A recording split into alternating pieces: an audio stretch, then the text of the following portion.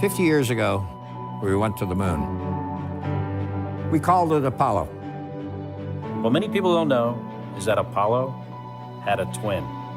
She was a woman named Artemis, goddess of the moon.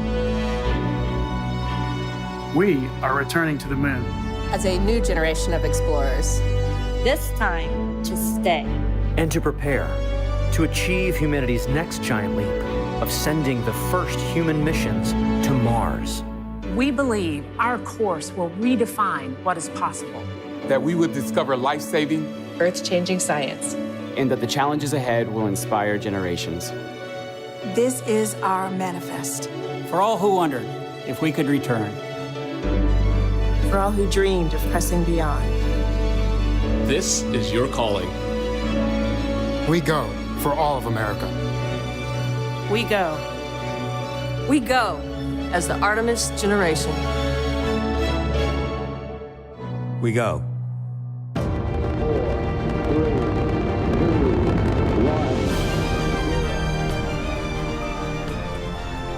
Good morning, everybody. I am Chief Meteorologist Panovich here in Charlotte, North Carolina. And if you couldn't be down on the Space Coast for Artemis 1 launch, this is the second best location. We're going to do some live streaming of the event and kind of host the party here as we get ready for what is really just a monumental rocket launch. You see behind me on 36B launch pad down at Kennedy Space Center, that is the largest, most powerful rocket that NASA has ever built. It's a little bit shorter than the Saturn V, depending on the configuration right now. But if you've been following along this morning, there's been some issues. We're kind of in a hold right now at 40 minutes. They're at L40. They're just locked in right now. So there's clearly going to be a delay. We are not going to launch at 8:33. The launch window goes all the way till 10:33. So we've got a 2-hour launch window. And there are some rumors online with some space Twitter that maybe this is going to be a scrub because these are pretty significant problems. And I'm just gonna, oh, sorry, I got to turn this down. I got the radio cranked up here as well as I'm listening. So I'm following along with the NASA radio, and we're also following along their blog. The trouble they ran into, and this was around 6:23 this morning, they were basically replenishing the propellants that go into the engines. There's these massive engines at the base of the rocket, which are identical and rebuilt from the space shuttle. Engine number 3 has had some issues with, they call it conditioning. They basically can't keep it pressurized. And they also noticed a crack in some of the protective foam that's in the central stage as well. So those two issues are still ongoing, and until they correct those, they're not going to launch. So engineers are working heavily on all of those issues right now to try to kind of alleviate the pressure issues in the engine. Obviously, anything with the engines is a big deal. And if we remember from the space shuttle age, any kind of cracks in that protective foam can be an issue as well. I think that's a little easier fix than the engine issue. One of the things about the fuel that goes into these engines, it constantly has to be replenished because it's evaporating off. And so if you can't keep it pressurized, that's a big problem. And so the refueling, the fueling process took, this morning they started doing that early on and they noticed these issues. So right now we're in a hold. I do not think we're going to launch at 8:33 based on what's happening right now.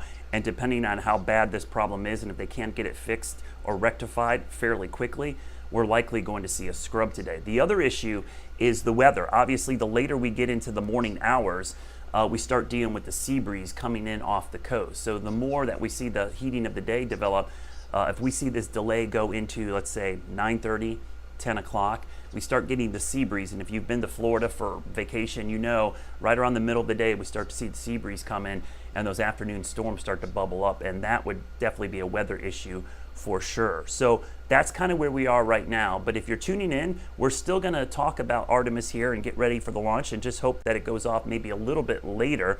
If you're not familiar with what Artemis is, this is our mission to not only go to the moon, but eventually go to Mars. It's an amazing mission, and we're going to show you a little story about what Artemis is all about and kind of give you a 101 to catch you up to speed if you're not familiar with what's going on today. Artemis is the Greek goddess of the moon and twin sister to Apollo. And as the namesake for NASA's new deep space exploration program, it's a nod to where we're going and where we've been. That's one small step for man. And to all of us that gaze up at the moon, Dreaming of the day humankind returns to the lunar surface? Folks, we're here. We are going back. And that journey, our journey, begins with Artemis 1. Artemis 1, the first flight bringing together the most powerful rocket in the world with a new human space capsule and all the upgraded infrastructure back here on Earth to make it a success. NASA built this mission on a solid foundation of know-how, creating more power, more technology, and more capability to propel us farther from Earth than ever before. There are 4 objectives with this uncrewed first flight. Priority 1 is making sure the Orion space capsule returns safely, and it's no small feat. Orion will be coming in faster and hotter than any human-capable spacecraft before, reaching speeds of up to 25,000 miles per hour and temperatures of up to 5,000 degrees. Engineers will closely follow how Orion's heat shield performs. Its re-entry conditions are so extreme, no facility on Earth can recreate them. This will truly be a one-of-a-kind test. Next, retrieving the Orion capsule after splashdown. Nothing will give engineers better information for how Orion performed than the capsule itself. They will also retrieve the parachutes that slowed its descent through the atmosphere. Third, testing out all that new gear. From the launch pad to the rocket system's precision time separation, the capsule's navigation, and of course the return to Earth, every facet of hardware and software debuted in this new era of space exploration will be scrutinized. And of course, there's a lot of science packed in, even if people are not. And the experiments on board, from deploying mini satellites to how intense radiation will affect electronics and future astronauts, there's more than just rocket science happening here. On its 43-day journey, Artemis 1 will cover 1.3 million miles, equivalent to more than 50 trips around the world. And this is just the critical first step of several, with eyes set on a lunar outpost and beyond in the next decade. But our eyes are focused, not the immediate future, but out there. It's a future where NASA will land the first woman and the first person of color on the moon. And on these increasingly complex missions, astronauts will live and work in deep space and will develop the science and technology to send the first humans to Mars. Yeah, every time, we see one of those stories, it just gets you excited for this mission. It's been almost 50 years since the last mission to the moon. That was Apollo 17, and that would have happened in December of 1972. So, we have a whole generation of Americans, several generations, by the way, that just don't understand or weren't around the last time we landed on the moon. The difference with this rocket is we're going to go farther into space than any human has ever gone. The orbit that they're eventually going to take around the moon is going to allow them to go much further out than even any of the Apollo missions did. So this is a really amazing piece of technology. The other thing I'm looking forward to, and as we kind of follow along, we're kind of monitoring the situation as well on what's happening with this delay, is the fact that we have so much better technology now. I mean, to think about what happened during Apollo era, you basically had a computer that was maybe 1/10 of the power of your cell phone operating that whole mission. And now we have supercomputers, and just the amount of technology that we have at our fingertips for this mission makes it, a really exciting mission. This rocket itself, I wish I was there, because this is going to be a spectacular launch. For those that remember the space shuttle era, those solid rocket boosters, which are the 2 large rockets that are strapped on the side of the main fuselage, that's solid rocket fuel. If you were a kid and you had model rockets like I did, it's essentially the same kind of material. It's packed hard into there, and they burn for exactly 2 minutes and they're done. But they do about 70% of the work. They get most of that spacecraft and rocket off the ground, and then the main engines, which are in the middle attached to that central stage, do the rest of the work. And that's the problem we have this morning. It's not the solid rocket motors or boosters on the side. It's really those engines in the middle. And as I'm monitoring the feeds here, as we kind of watch what's happening on, engineers still trying to troubleshoot what's going on with engine number 3. Haven't heard much about what happened to that crack in the thermal protective system on the flanges of the core stage. That seemed like less of an issue and something they could fix pretty easily, but it does sound like they're still working on it. Now, just to kind of give you kind of the timeline of this, the launch window opens at 8:33. That's the beginning of the window. Now, ideally, you love to launch at 8:33, but the launch window goes all the way to 10:33. So you got a 2-hour window that you can launch. If you cannot launch in that window, it's going to be a scrub either way. And the next launch window will open up on Friday, and then there'll be an additional one next week. So those are the 3, at least, windows they have kind of introduced. If there's 3 scrubs, they will probably have another one down the road. But you got to remember, this is a busy spaceport down there at Kennedy Space Center. You've got SpaceX, you've got other rockets going off, so kind of timing this out around all those other launches is part of the issue we have with trying to get this in. And then the timing, the window to get into orbit correctly to get to the moon only happens on certain times. So that's why those are critical, those launch windows. And so the delay right now has to do with the center stage and one of the engines down at the bottom. So when you look at this rocket, you immediately think of 2 things. You think of the Apollo missions because it looks like the Apollo rocket. And you also heard me reference those solid rocket boosters on the side. Those are actually reconditioned space shuttle boosters. So this rocket is going to have a lot of comparisons to the Apollo missions and the space shuttle. And to kind of take a look at the difference between all 3, we're going to do a story here about how this rocket got to the launch pad using some of the technology we learned from the Apollo missions, but also a lot from the space shuttle missions.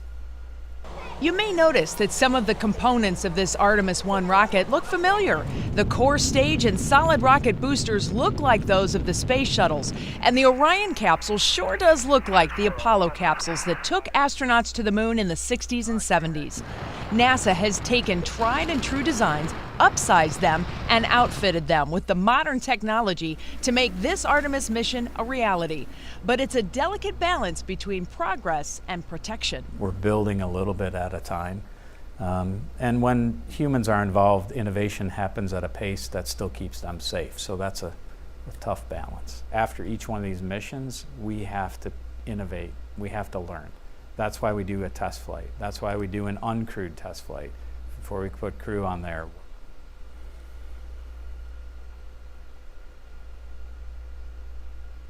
Yeah, so it's kind of interesting to see how we took parts of the Apollo mission and the space shuttle mission and put them together. So just to update you on what's going on, we're kind of stuck right now at L40, which means the countdown clock has been locked at 40 minutes right now.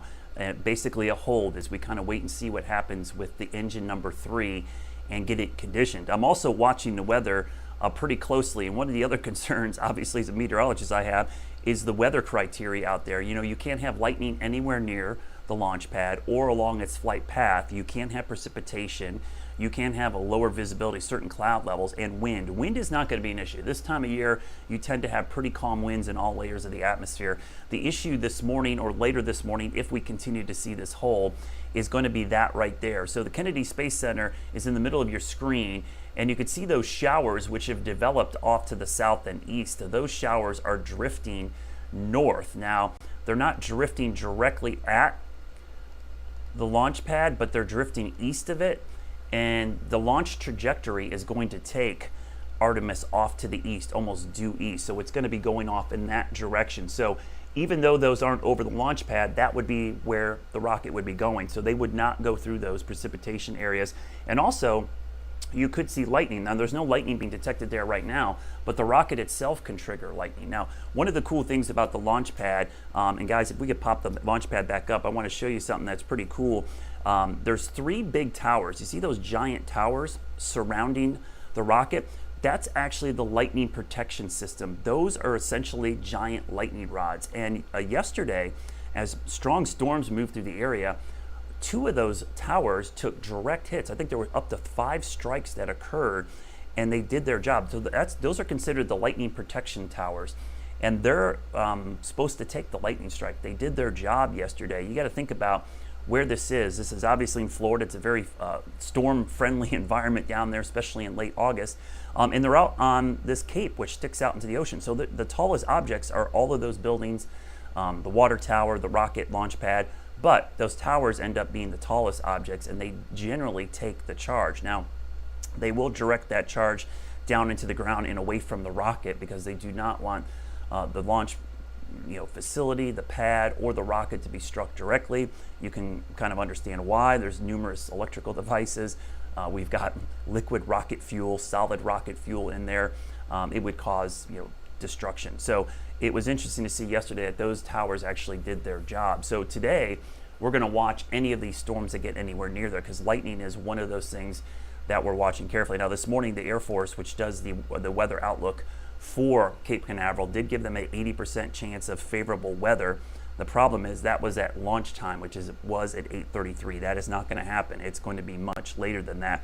So that the chance of seeing storms increases as we get later into the morning hours. I'm just updating the blog here from Artemis and seeing if they've had any updates. They have not changed since this morning, and what we have right now is an issue with conditioning that engine number 3, the Rs25 engine, which is number 3 at the bottom of the core stage. They cannot get it to properly condition.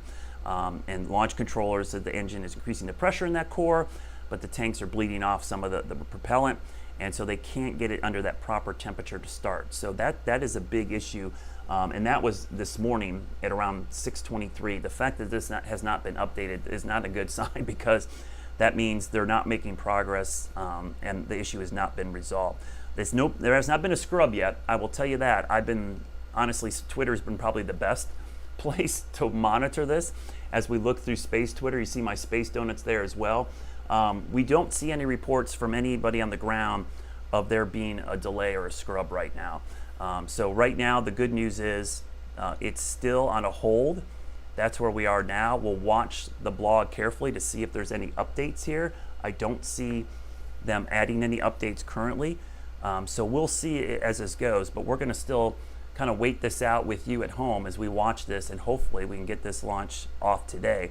If it does not go off today, the next window is going to be Friday. Now, Friday's window, I think, starts at 12:45 p.m., which is great. You don't have to get up as early. I won't be drinking as much coffee. The problem is the afternoon thunderstorm activity is more prevalent during the afternoon hours in Florida, so weather could be more of an issue as we get later into the week. We also got a couple of tropical systems out there in the Atlantic, which could develop and maybe cause some issues down the road, maybe as soon as this weekend or early next week. So I think weather will become more of an issue if we do not launch today. So the technical issue is our problem now. Weather could become our issue going into the future. So a lot of folks have heard about the Artemis launch. Why aren't there people on this one? Well, obviously this is the test. We want to test every system on there. And while there aren't actual humans on board, there's something else. It's essentially crash test dummies. They have basically what would be pseudo astronauts on board with all kinds of sensors.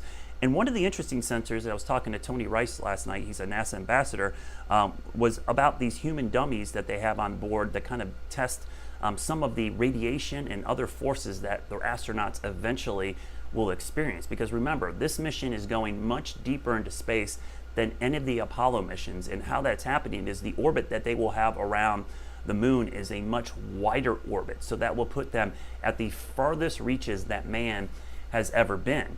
And so we don't really know what kind of radiation they will see out there. So that's why this mission is also important. We're testing all the technical parts, but there's going to be a human test done as well with those crash test dummies. So let's take a look at those, I hate calling them dummies, but we'll call them test subjects, these astronauts that are on board. They're not human, but they are going to give us a lot of information and a lot of research to help us kind of get prepared for when humans are on board Artemis 2. Although humans have traveled to space for decades, there are still many unknowns, especially when it comes to new equipment and traveling farther than ever before. With safety top of mind, NASA has a very special crew for its first flight of the Artemis program. 3 high-tech mannequins equipped with sensors will monitor conditions future astronauts will encounter. Sitting center is Commander Munikin Campos, whose chair will measure vibration and acceleration forces atop the new Space Launch System. And Campos will be wearing the new Orion Crew Survival System suit to be worn by his future human counterparts during those critical moments of launch and return. These custom-sized suits are pressurized, fire retardant, have a built-in waste disposal system, and provide temperature control and radiation protection for up to 6 days if needed. In deep space, astronauts will face radiation amounts unlike anything we deal with here on Earth. That's where Campos's companions, Helga and Zohar, come in. Known as Phantoms, each is packed with more than 5,600 sensors and radiation detectors. Scientists will be looking for more information on radiation loads on skin, muscles, bones, and internal organs, which is why Helga will wear a new protective vest. Once these Phantoms return, scientists can compare radiation exposure between the two and improve protection for future space missions.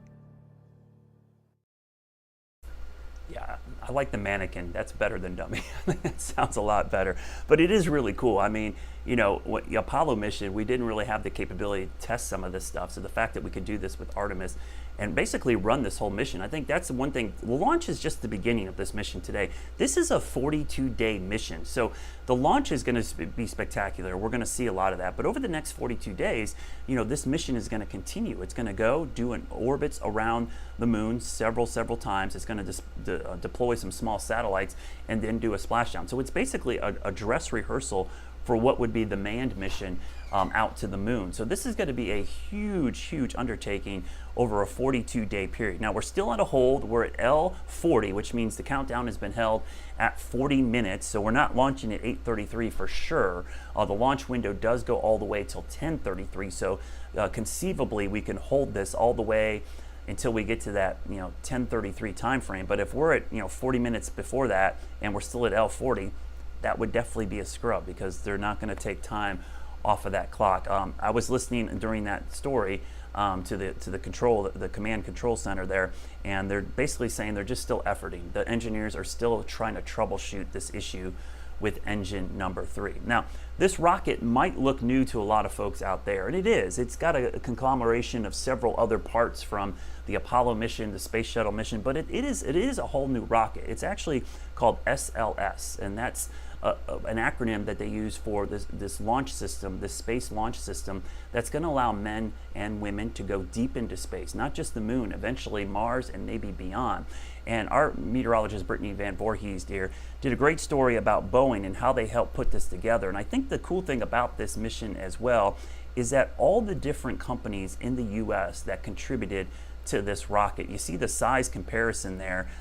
You could see the Saturn V is slightly bigger just because of the configuration, but you see that SLS, it's bigger than the Statue of Liberty, it's bigger than the Space Shuttle, but it's more powerful than any of those. The amount of thrust that they're going to be able to produce here is going to be tremendous, and the reason there's so much thrust is the manned crew is actually going to be pretty light. When eventually we launch cargo, and what I mean by cargo is eventually we're going to launch the materials to put a lunar base and eventually a lunar space station that will orbit the moon. That's going to be heavier, so they need that thrust to get all of that weight off the ground. So eventually you're going to see the top of the rocket get bigger as they put more cargo in there. The Orion capsule is pretty small, it holds 4 people, but eventually once we put bigger segments on there, this might end up being bigger than the Saturn V rocket. And meteorologist Brittany Van Voorhees talked to the folks at Boeing about what it was like to put this rocket together and the pride Boeing they had has built in doing this. Rocket ever launched, NASA's Space Launch System. The company boasts it is the backbone for a permanent human presence in deep space. Here to discuss what makes this rocket different from anything we've ever seen is Christine Ramos, an engineer with Boeing Space and Launch. Thanks so much for being with us, Christine. Thanks for having me. So what is different about the SLS rocket than anything humanity has seen before? Well, this rocket is pretty powerful. You know, when we designed this rocket, we designed it not only to be man-rated, but to be evolvable, to be able to really be customized to all of the future missions for just having a sustainable presence in deep space. So you can change it for cargo, co-manifest, crew, and that's what makes it so different. And the fact that it's so powerful that we can carry much more than any other rocket is a big game changer. What makes this technology both new but also different from maybe things that we've seen like 50 years ago, right, with the Apollo missions? So when you saw it before with Saturn, you did see that block configuration, and that's what we have. And that's what's pretty similar. The new that we have a new crew module done with Orion, and we do have a new second stage that's going to change us and allow us to carry a lot more. What did Boeing have to do to accomplish these specific goals to create this rocket? Oh, wow. It took a lot of people, a lot of really great, smart people. You know, we designed the core stage really looking back at our previous history, our heritage, and working with a lot of suppliers, I mean, across the nation. I mean, over 45 states, we have 1,100 suppliers that we work with that really have not only heritage knowledge, but a lot of progressive like ideas and concepts that we incorporated into this program. I know a lot of scientists, right, are always trying to do this, but what makes this exploration in particular, the subsequent rocket, more sustainable, right, for us? This is more sustainable just because we can carry a lot more. It's customizable. And for us here to really kick it off, it's just really powerful, you know. For a lot of other programs, you know, they haven't seen something like this, something this big, this powerful, this customizable. So that's what makes it so much more different than any other rockets. And the last question I have, and really just out of curiosity, right? So Boeing talking a lot about the future too, right? So how will you guys ensure that the SLS and future, technology can make it to these future missions that you want to accomplish, like the gas giants, outer solar system, and interstellar space? We're already looking into that. We are looking way ahead of that. You know, we're always focused on Artemis, but with the science decadal that just came out in April, and then we're looking at the heliosphere that's coming out decadal, we're already looking at missions that will take us further and beyond. If you understand our fleet of SLS, you'll notice that, we can customize to bigger volumes, a better upper stage that will allow us to go further to, Uranus, Neptune, the interstellar space. So we already have plans to look into that and to work with our science communities on that. You'll love to hear it. Thank you so much again for taking the time to be with us. Thank you so much. Yeah, just a spectacular rocket. And, there's a really cool map. If you ever get a chance, go to the Artemis webpage on NASA. They have this cool map of all the different locations and parts that were sourced. And there's actually, I clicked on the Carolinas, and what was interesting is there's a couple locations in Mooresville and in Charlotte. One was Sunbelt Rentals, was actually one of the locations that contributed to this. So from every part of this mission, you've had some part of the United States, whether it was state, city, that has contributed to this. So truly an amazing accomplishment to put this on. Now we're still on hold. I did get an update while we were watching that. I just was refreshing the blog, and this was at 8:19. So the teams continue to hold while gathering data. So they're holding still at T40 while engineers continue to assess an issue with conditioning engine 3. It's one of the 4 main engines at the base of the central core there, Rs25 engines. Engineers are looking at options to gather as much data as possible. So it sounds like they're still troubleshooting, but that was an update at 8:19. And so we're still in a 40-minute hold. So we're not going to launch on time. We kind of knew that was going to happen, but it doesn't sound like they're giving up hope just yet. They're kind of holding on, potentially that we'll be able to get off the ground. And I'm going to show you real quickly the part we're talking about. So these are all the sections. The part we're talking about is down here. These are the Rs25 engines. So there's 4 of those down there, and number 3 is the one that's been causing issues. They cannot get it to pressurize and temper and get the correct temperature. So what they're doing, it's called conditioning. They're basically putting propellant in there and bleeding some off, and in that process in engine 3, the temperature is not in a stable location for launch. They can't get it to a temperature that's favorable for launch. So that's problematic because the boosters do 70% of the work, but a lot of the workload after that, the 30%, are going to be done by these engines and the rest of the stages. Now, these do the main work to get it off the ground, but these will be going on as well. So that's why it's going to be spectacular. You've got these giant solid boosters, and then you've got these 4 main engines that are all going to be going off at the same time. So if you were down in Florida, this would be a spectacular launch. And one of the questions I've been getting locally here in the Carolinas and other parts of the East Coast is this visible for areas on the East Coast? Not really, because the trajectory with this launch is basically due east. So this due east trajectory takes it out over towards Africa. And I'll run the simulation here. This is a great website that I use. It's actually free for calculating these trajectories. Photographers use this as well. It's called flightclub.io. And so we'll run the simulation here, and you can see it running. And I'll show you the trajectory of this launch. Now, typically, if you live on the East Coast and you follow me on social media, I talk a lot about these pre-dawn and post-sunset launches off the East Coast that are spectacular. Those are usually up the East Coast. This one is off to the east. So see if we can get the profile of the load here as it continues to load. Sometimes it takes a while. We'll do the 3D visualization here. And so we'll kind of show you the map. So you can see the trajectory is basically that red area off the East Coast.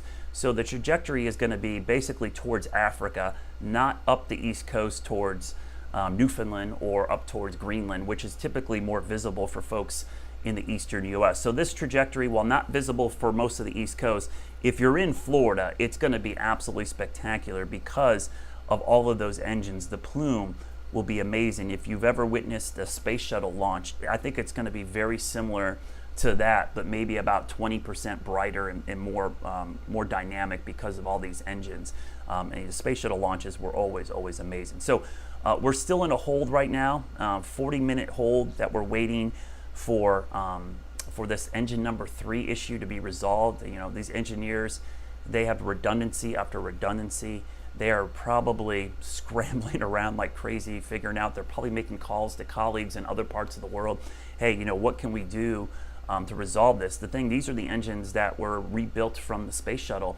So most of the engineers that probably worked on these are based in the United States. So there's probably a lot of scrambling going on to like, how do we figure this out and get these going? And this is one of those problems you're probably wondering, you know, well, how does this just pop up the day of the launch? Well, these are things you don't really know until you start fueling the engines and fueling this system. So these are the processes that happen right before launch. And when you do that, you kind of notice these issues. And so that's the problem right now, is we kind of wait and see what's happening. So, you know, the mission control for this, you know, is in Houston. You've probably heard, you know, Houston, we have a problem. Well, it's interesting when you see these launches from Florida, but mission control is actually all the way over in Texas in Houston. And our station, KHOU, there did a story about how mission control works and is run out of Houston for these missions flying out of Florida.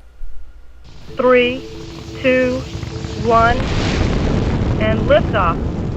Once the Artemis 1 solid rocket boosters fire, the launch team hands over the reins to mission control at NASA's Johnson Space Center in Houston, Texas. Here, the flight control team will be flying Orion. The engineers that are sitting at the console, they're the people that really have the deep technical knowledge. Every command, every milestone is marked by watchful eyes. But they aren't working alone. Katie O'Reedy manages the Mission Evaluation Room, or MER. If something goes wrong, or the flight control team has a question about kind of a funny signature that we're seeing in vehicle performance, the MER is the team that goes off and does any supporting analysis or digs back through our history of data to see if we've seen stuff like that before. And then we make recommendations to the flight control team. Houston, we've had a problem. America was introduced to the Mission Evaluation Room in 1970. During the ill-fated Apollo 13 mission, an oxygen tank ruptured, crippling the spacecraft carrying 3 astronauts 200,000 miles from Earth. Engineer Arturo Campos and his team in the MER went into action to find a way to reroute the electrical system, giving the astronauts enough power to make it home. Another team worked on air scrubbers so the astronauts had oxygen. Another recalculated the path home. The teams of technical expertise made the difference. In 52 years, that aspect has not changed. The MER team is always anticipating the mission's next moves, ready to jump in at a moment's notice, something they've been practicing. Sitting in the MER manager console, and honestly any console that's being supported, it's really intense. The simulations, I think, prove that to everyone. Usually by the end of an 8-hour shift or so, you're ready for a break.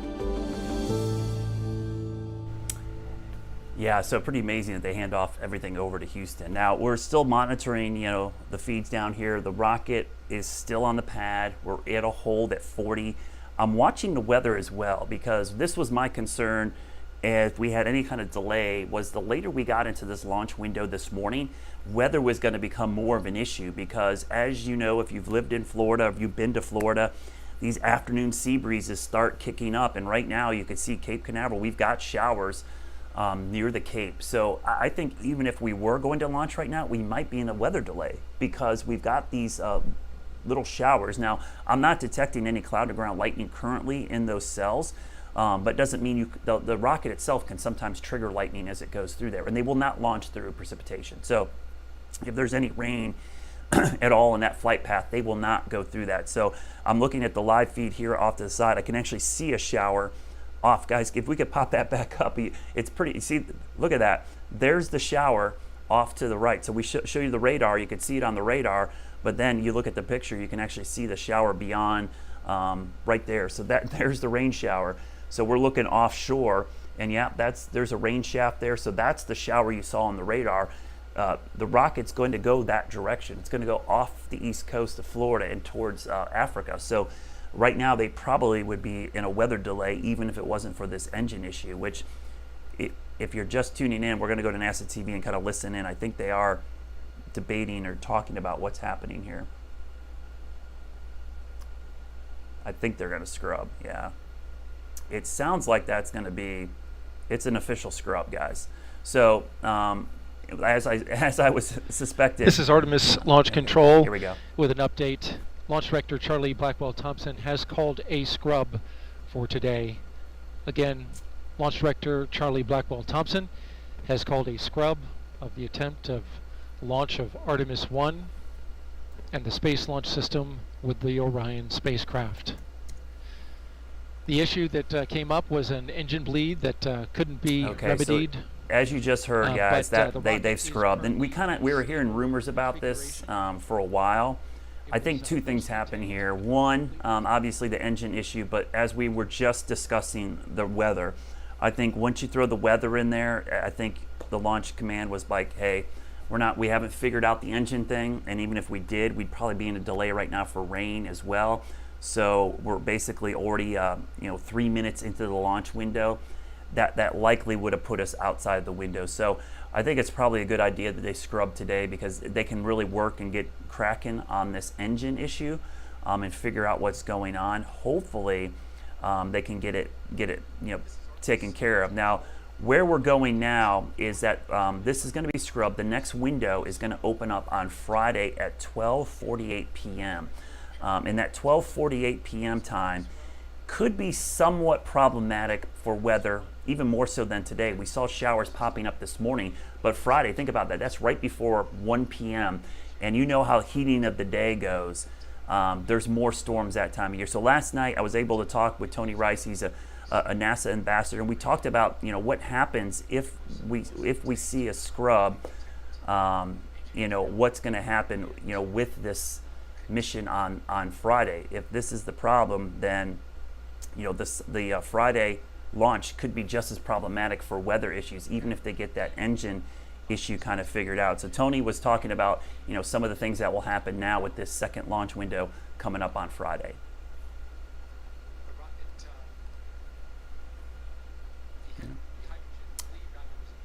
I'm hearing the control center again here. We're gonna wait a second.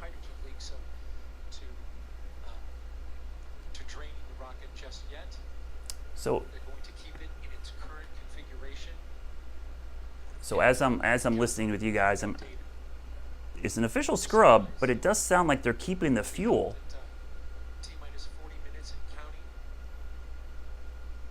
Okay, did they not scrub? So it's kind of conflicting information. It sounds like they scrub, but it does sound like they're going to keep the fuel in there, and maybe this is to help troubleshoot the engine. I only heard about half of the conversation. Okay, so it's an official scrub, but it does sound like what they're doing, they're not going to vent off all this fuel. I think they're going to keep it on to kind of use it as a way to troubleshoot the problem.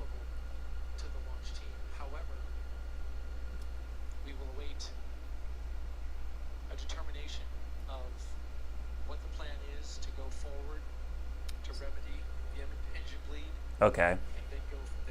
So yeah, they're gonna. Again, an availability to launch. The next availability to launch is 12:48 p.m. Eastern. Okay. Yeah. So I'm listening here, guys, and so basically what they're saying is it is an official scrub today, but it does sound like they're not gonna basically power everything down and drain the fuel. They're gonna leave it in to kind of use it as a way for the engineers to work on this engine. So they're going to take advantage of this scrub to basically, let's use what we have in there already, and we can troubleshoot this as if we were going to launch and see if we can't figure it out. So they're not going to launch today, but they're not going to completely wind everything down so that the engineers can work on this engine. So it'll be interesting to see, and sometimes you see something that looks like smoke or sometimes vapors. That's super cooled liquid oxygen and hydrogen that is venting off continuously. They have to continuously fuel that because it's always evaporating and venting off. So that's when you see that. That's what looks like smoke or steam is that really cold liquid oxygen and hydrogen bleeding off. So they're going to continue to troubleshoot this. They have officially scrubbed, which means our next window for this launch will be Friday at 12:48 p.m. That is a 2-hour window as well. As I was just talking before we listened in there quickly, that's a problematic time frame for thunderstorms because that's the heating of the day. The other concern I have for a Friday launch is that out in the Atlantic, we've got some tropical activity. We've got a tropical system in the middle of the Atlantic that's probably got about an 80% chance of development. I'll show you real quickly. This area in red right here in the middle of your screen, you could see that could be off the east coast of Florida or the Bahamas, maybe not directly impacting Cape Canaveral, but those tropical systems, if they're off the east coast of Florida, that's the recovery zone. If there is an abort of the mission, you've got ships out there, you've got recovery of the solid rocket boosters also. So that recovery area has to have good weather as well. So if there's a tropical storm or a hurricane out there, that could cause issues. So that would be problematic. And then let's say they scrub again on Friday. The next window is Monday. For sure, one of those tropical systems is going to be off the east coast of Florida, whether it's this one, or maybe something else. So tropical activity could become more of an issue. So I think weather is going to become more of an issue with the scrub today. Hopefully Friday we can go. If not, Monday would be the next one. And I don't even think they've even announced a window beyond the Monday. So today's definitely been scrubbed. We'll have to wait and see if they're going to announce on Friday. Maybe they'll open another window sometime next week, so they'll always have 3 kind of available. But again, I talked to Tony Rice. He's a NASA ambassador, lives in the Raleigh area, about what this means scrubbing today and what happens on Friday now that we're in the second launch window. So we have a scrub of the mission. So when's the next launch window for this if we don't go off this morning, which it looks like that's not going to happen? Yeah, these things happen. I've seen far more scrubs than I've seen launches, but we want to have the best success, and the weather criteria are important. So the next opportunity is going to be on the 2nd, Friday. And that's unfortunately the window opens at 12:48. So what do you think about that? Yeah, unfortunately, that's prime time for the sea breeze coming in off the coast. And if you've been to Florida any time in the summer, we have afternoon thunderstorms. It's like clockwork, that 2, 3, 4, 5 o'clock time frame. And lightning is one of those big criteria. We've also got some tropical activity out there as well that we've got to contend with. So I'm curious. So what if a tropical system or a hurricane were to head towards the pad? Not so much, on the launch day, but if they were waiting for a window to open, would they have to roll the whole rocket back into the assembly building? Rollback is always a possibility. Yeah. Unfortunately, that takes a day. Yeah. Because it's rolling at a top speed of about a mile an hour. So forecasters are probably watching that activity pretty strongly, especially after a scrub like today, and would probably pull the trigger pretty quickly and get that thing rolling back to the barn several days in advance. So it might seem a little frustrating that a rollback happened, but it's all out of pronounced caution. Yeah. So let's look at that. I mean, we didn't talk about this earlier, but let's talk about the timeline. This is obviously the huge test, right? We got to test this. Pending all this being a successful test launch, right, for Artemis 1. So what is the next step after this test mission for Artemis? So immediately after recovery, immediately after the crews are recovering that capsule as it splashes down off the coast of San Diego, they're going to be gathering all that data. They're going to be gathering all the information that was pulled together during this mission. It is a test. Ultimately, this is a full-out test of the Artemis program. in preparation for making whatever improvements need to be made to put people on board. And that's the next step, is the Artemis 2 mission, which will include a crew. And it'll look very much like this Artemis 1 mission does. And we could actually see a North Carolinian on that Artemis 2 mission. She's been selected, Christina Cook, a graduate of NC State. She also went to the North Carolina School of Science and Math. And she was among those that were selected several months ago to be a part of this. She could also be one of the first to step back on the moon. She could be the first woman to step on the moon. Yeah, and I think that's amazing. I mean, those people that end up being the first ones, and they're going to be famous, right? I mean, especially in the age of social media. Can you imagine if we had social media back during the Apollo missions? I mean, as famous as those astronauts are, what is this going to mean for those astronauts that are able to go and actually go on the moon with Artemis 2? Well, every astronaut I've ever talked to, and I've asked some of these kind of questions of, they say it changes you. I mean, simply going into space, it changes you, and they call it the overview effect. And it sounds simple, but it's really, really impactful to them. Simply looking down on the Earth and seeing it without borders, seeing the weather patterns moving around, it makes you look at things a little bit differently, and they all turn into environmentalists afterwards. Yeah, you all of a sudden realize how insignificant you really are when you get that view.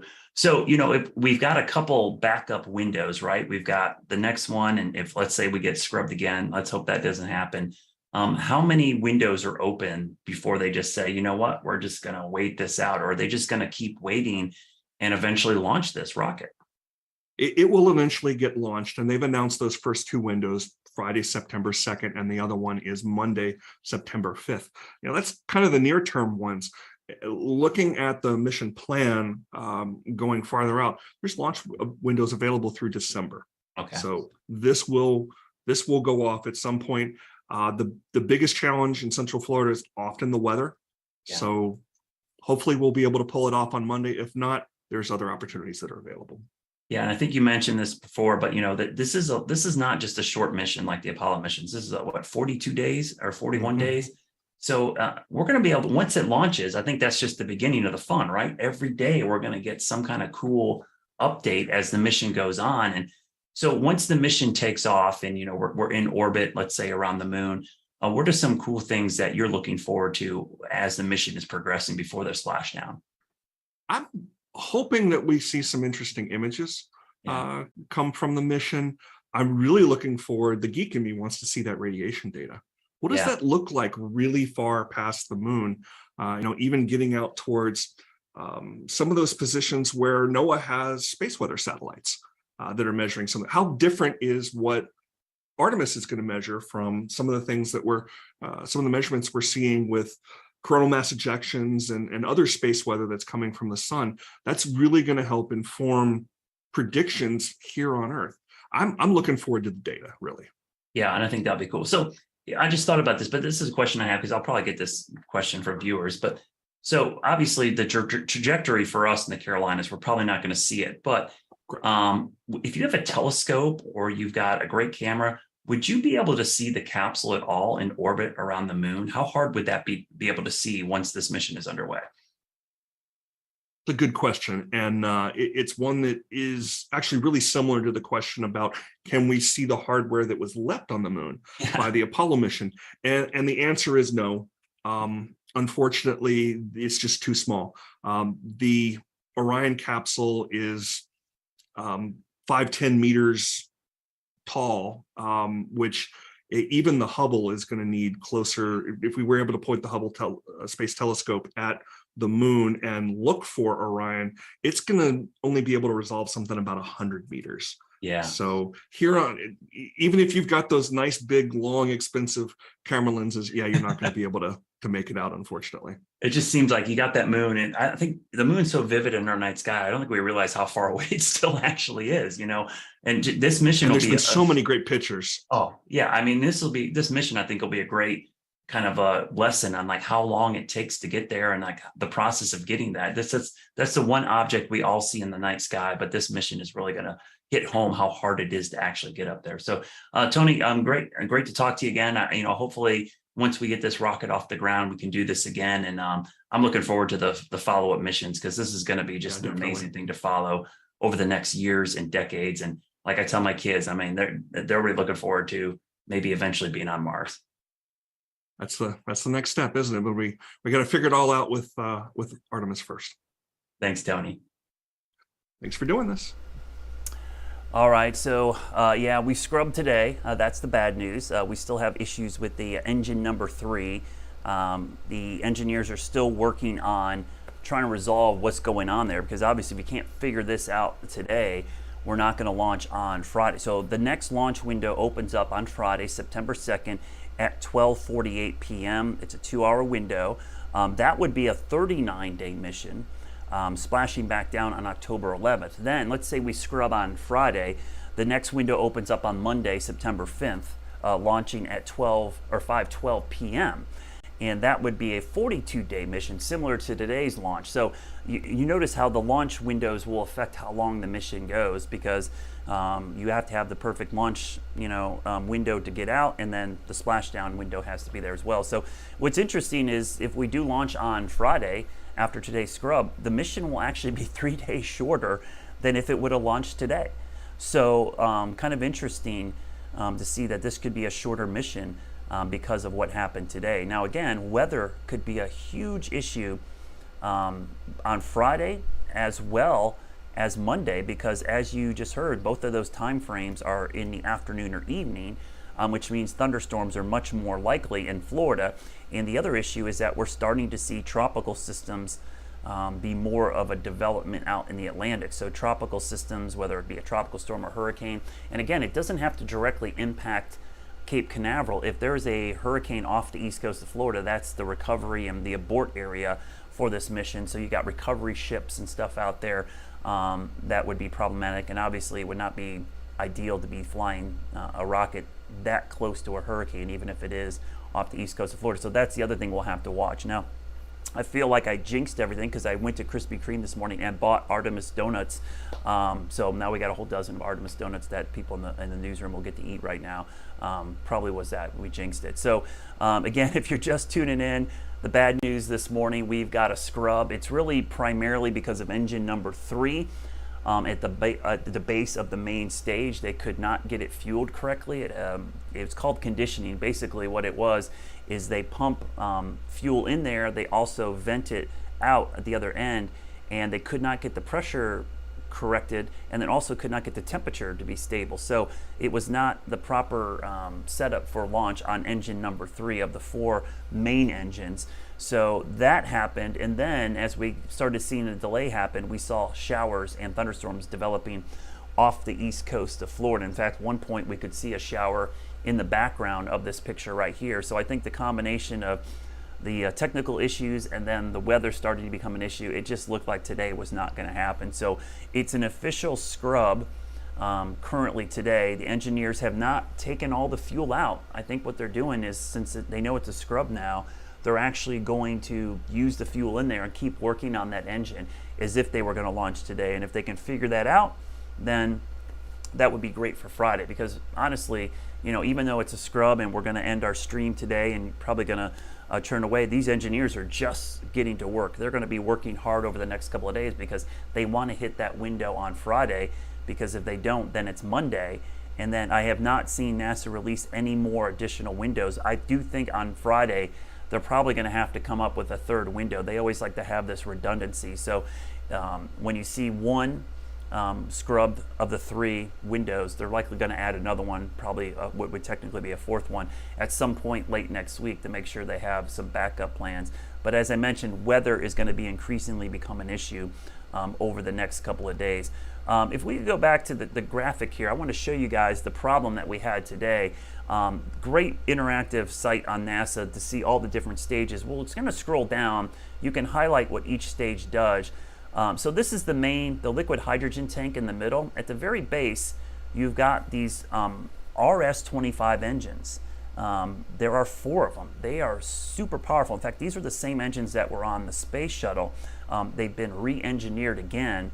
And these provide a lot of the lift, as well as the solid rocket boosters. These are actually solid fuel, so it's they packed in. Think of like if you had a model rocket, they burn for exactly 2 minutes and provide 70% of the lift to get it off the ground. These main engines do a lot of the work during that as well, but also the rest of the way. These engines have been the problem. 3 of the 4 have been okay. It was engine number 3 that they had issues with. They could not get it to condition correctly, and that put them on a hold for the 40 minutes, and then it kept holding and delaying, and then weather became an issue. And just a short time ago, if you weren't watching, the flight director said it's an official scrub. They just did not feel like they were going to be able to get the problem resolved, and then weather was becoming an issue, which was going to add to a delay. And again, the window was going to close at 10:33. They got to launch in that window. If not, it's a no-go. So these launch windows are pretty specific. And when it starts at 8:33, they try to launch right at the beginning of the window. That gives them 2 hours of delays. If they can't get in that time frame, then it's a scrub. So today's an official scrub of Artemis 1. We'll have to wait till the end of the week. I think of all the folks that are down in Florida that travel down there, some estimates 100 to 200,000 people down there to see this launch. Either they're going to extend their stay, they're going to come back, or head back down there, and hopefully we see a launch on Friday. The interesting thing about the Friday launch, it will be in the middle of the day. It won't be early in the morning, and if the launch happens on Monday, that would be in the evening hours or dinner time. So again, thanks for tuning in today. We will have coverage again on Friday. James, you have to tell me my year. I think we believe we're going to start maybe around lunchtime, around noon. Yeah, 12:15 Eastern time. So about 30 minutes before launch window opens, which is at 12:48. So very similar to this morning when we started at 8 a.m. with the launch window starting at 8:33. We'll be about 12:15 Eastern time, and the launch window will open up at around 12:48. So 33 minutes after the start of that. Hopefully, fingers crossed, we'll get this launch off on Friday, and if I have to, I will buy another dozen of Artemis donuts from Krispy Kreme, and now I get to go eat those and enjoy your morning. Hope you have a great morning, everybody. Thanks for tuning in, and keep your fingers crossed that on Friday we can get Artemis 1 off the ground as we head back to the moon and beyond with NASA.